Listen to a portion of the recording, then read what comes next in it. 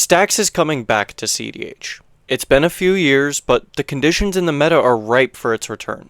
Many players are looking for solutions to the turn order problem, and I feel like Stax has been massively overlooked. If I'm not mistaken, we literally got stats that talked about the win rate of each seat order, and in that same statistic, it said that in longer games, the turn order problem disappeared, if not gave the third and fourth seat players an advantage as the game went later. People are focusing right now on just turboing out their win attempts and trying to win quickly and just accepting the variance, but I feel like this is the exact opposite of what we should be doing if we're trying to alleviate this issue. I've been playing Stax for the past several months in non-blue decks, and I've been finding great success with throwing out turn 1 Tutor into turn 2 Collector Roof. There are a few really good Stax pieces, but I found Collector Roof to be the safest bet as the first one, since it can drastically mess with people's hands since it shuts off mana, which tons of decks count on having. It also, being a creature, means that we don't open ourselves up to the non-creature counter magic, which is way more abundant than creature removal. Other contenders could be Opposition Agent if we have Mana Acceleration, or Damping Sphere if we're sure it'll resolve. Oppo is really good because it shuts off tutors, which is extremely abundant and is one-sided inherently, meaning it doesn't shut off ours. People can copy it, but that's not really a concern since it's usually sorcery speed anyway, so we won't get got.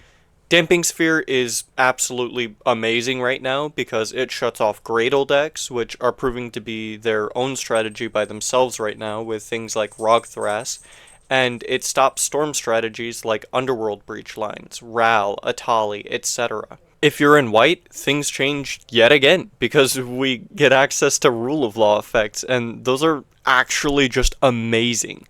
We've been seeing a rise in Elevere recently with her ability to draw cards and grow the Stax pieces in play to beat face, meaning that that deck can just focus on trying to hard Stax out the game and doesn't need to commit resources to closing out the game, other than casting the commander. Now, real quick, I will say, hard Stax. You can't really lock out the game anymore with channel lands and stuff like that, but it's mostly used as like a tempo thing to prolong the game so that way your win con can close. I've also been feeling like this is just the better Winota because it doesn't get hard stopped by Graph Diggers or Weathered Runestone or the commander just being removed. It just focuses on actually casting its pieces and slowing things down until it can close. Now, what are the main downfalls of Stax, and why isn't it already super prevalent? In my experience, it's mostly just cEDH players not knowing how to navigate around Stax. They either give up too quickly, or don't play for their outs, or make suboptimal plays because of emotion, which kind of inherently breaks the rule zero of the bracket of trying to play to your optimal performance. I've seen people remove Stax pieces that are actively holding a player back from instant speed winning the game because they thought they could get another value engine on board, only to have infinite cannon activations on top. I've had players make decisions out of emotion, like swinging at me instead of the player that actively has a Necropotence on board because they don't like being staxed out, even though swinging at me doesn't affect me at all. The issue with these is that they aren't one-off instances either. These are incredibly common outcomes for me to encounter, making it almost mandatory for a player to have incredibly high finesse at a table right now, just to make sure the other players are playing optimally and not just throwing the game. It can also take a high level of piloting anyways, since you need to be able to accurately understand the cEDH meta in order to find the right Stax piece for the pod and situation, suss out interaction, and also know when to close the game yourself. Speaking of closing the game, Stax also needs to be concise. Generally, you either need good engines to get through a good amount of cards and find your win con, or you need something compact, like a one-card win con. Me personally, I play a ton of Gitrog Monster and will use Underrealm Lich as a pseudo one-card win con with the commander. The main Gitrog primer doesn't run it because a 5-mana creature is difficult since it conflicts with the commander, but they play parasitically anyway, so the additional time that Stax pieces gives you makes it manageable to run something like this. In my Jund list, I've been running a Goblin Recruiter line with Conspicuous Snoop to close the game since it's all creatures, navigates around all my Stax pieces, and is a one-card win con. Doomsday also works really well for this as well for me. Win cons are important, and being able to actually close the game while everyone else is floundering around is something you need to be able to do, because if you give your opponents too much time, they will find an out and get out from under you. Stax is positioned really well for a revival. Individual pieces of interaction falter to the same inherent weaknesses of single target removal in a 4-player free-for-all format, especially one where they can be played through in a round.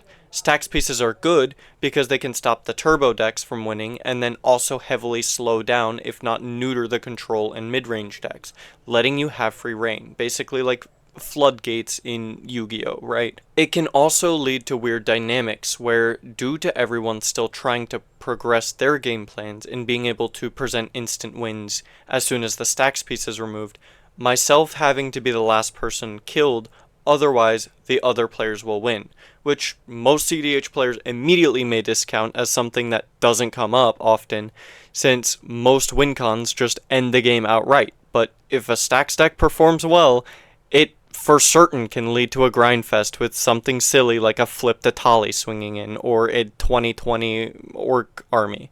If you want to know how to play against Stax, it's not hard. Play to your outs and stay in the game. You may be staxed out right now, but that may not always be the case.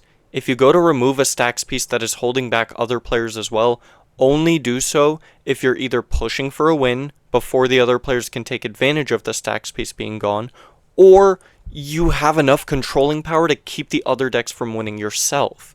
If you're the one playing with Stax, I'd recommend being vigilant about every other player's attitude and motivations, and make sure to corral the table and make them fully aware of just how important the Stax piece is to sticking around, because it getting removed haphazardly is when things devolve into chaos.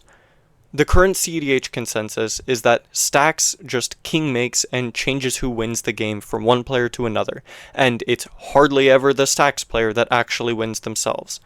I contest this belief and think that it's founded from a lack of understanding of the depth that this archetype brings.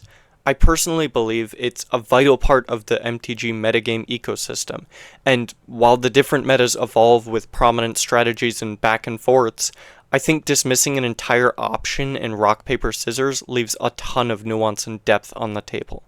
By the way, I've got a Discord. You can definitely leave comments here, and I read them all, but if you want to join our community, feel free to join.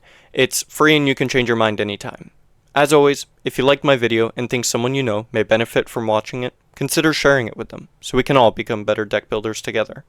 This has been ToggoRock, and I am out. Win cons are important, and being able to actually close the game while everyone else is floundering.